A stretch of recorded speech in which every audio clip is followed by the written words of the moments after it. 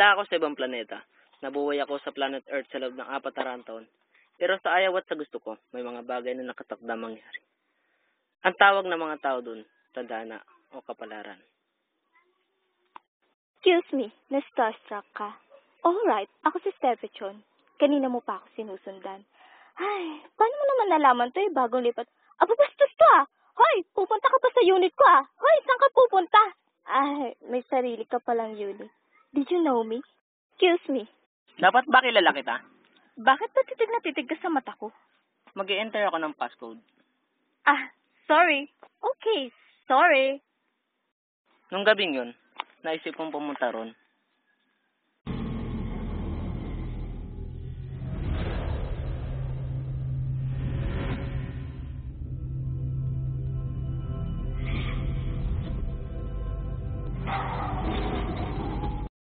Pero gusto ko uli siya makita kasi gusto ko sana magpasalamat sa tulong niya. Gusto ko din sana itanong kung bakit niya ako iniligtas. Bago ako malis, gusto ko sana siya makita uli. Pero imposible. Kasing tuyo ka ng ilog nung panahon ni Byung-cha. Aba, teka nga, bastos mo magsalita. Ulitin mo nga yung sinabi mo? Kasing tuyo ka ng ilog. Parang may ibig sabihin. Oy, sandali, kinakausap pa kaya kita. Ay, hoy! Kasing tuyo ng ilog. Hoy, never pa ako nagka-dry skin, no? Kung inaakala mo na affected ako sa isang katulad mo, sorry ka na lang!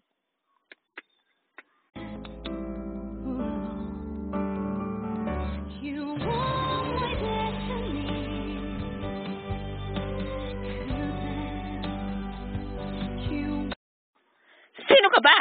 Hindi mo ba nakikitang kinakausap ko pa siya? Lumabas ka! Ano ba yun? Sino tong babaeng to? Paano napunta sa itong wallet ko? Sino yan? Nababaliw ka na ba? Anong ginagawa mo? Ikaw, sino ka?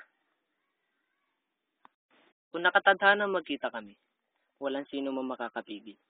Kung sakaling hindi kami magkatagpo, ibig sabihin, hindi yan ang tadhana.